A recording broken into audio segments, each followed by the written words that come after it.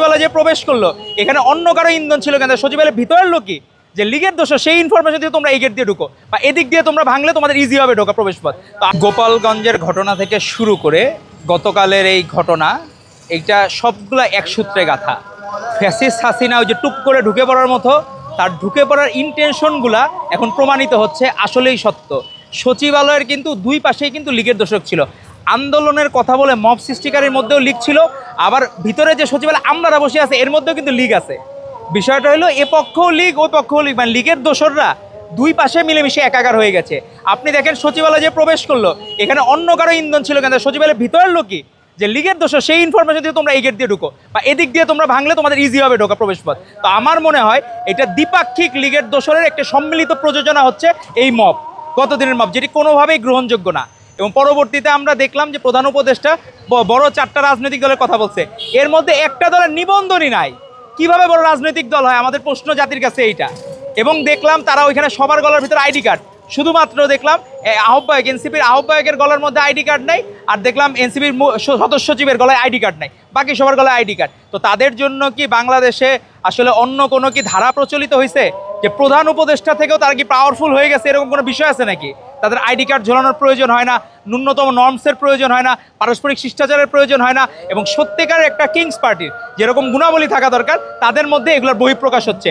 আসলে কি আমরা তো কাজ করে যাচ্ছি, আমরা তো রোগীদের হ্যাম্পার না করে ছাত্রদল টোটাল সহযোগিতা করে যাচ্ছে। আজকে দেখেন এই রাস্তার ট্রাফিকও ছাত্রদলরা নিয়ন্ত্রণ করতেছে। আমরা আজকে সকালে জরুরি প্রয়োজনীয় সামগ্রী দিলাম, অ্যাম্বুলেন্স সার্ভিস দিলাম, রক্তদাতাদের আমরা বিশাল ব্লাড ব্যাংকের তালিকা তৈরি হয়ে গেছে আমাদের। আপনারা কই? মানুষজন জানতে চায় যে আপনারা কি শুধু ক্ষমতায় যাওয়ার লোভে রাজনীতি করছেন, না মানুষের ভালোবাসার দল হওয়ার জন্য রাজনীতি করছেন? এটি বাংলাদেশের মানুষ আপনাদের কাছে জানতে চায়। ঘটনায় যে মানুষের মনে হৃদয়ে নাড়া দিয়েছে, এটির মধ্যে সাধারণ কিছু শিক্ষার্থী আছে, তাদেরকে ব্যাকআপ দিচ্ছিল হলো লীগের দোসররা। সেই জায়গায় মব সৃষ্টির পেছনে তাদের সরাসরি ইন্ধন ছিল। আপনি দেখবেন গতকাল দেখলাম একটা ছোট্ট বোন অন্য স্কুল থেকে গেছে, ভাড়া খাটতে গেছে ওই জায়গায়।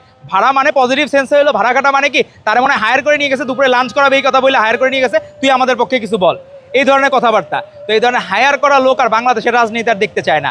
লীগের আমলে যেমন হায়ার করা লোক, এখন আমরা দেখলাম বিভিন্ন জায়গায় বিভিন্ন সংগঠন বড় সমাবেশের কথা বলে হায়ার করা লোক নিয়ে আসে।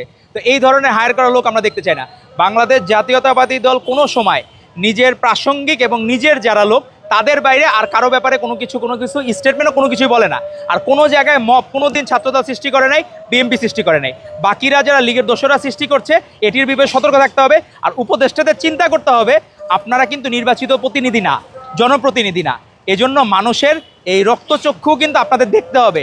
আপনারা মানুষের এই বিশ্বাসটা, আস্থাটা কিন্তু অর্জন করতে পারেন নাই।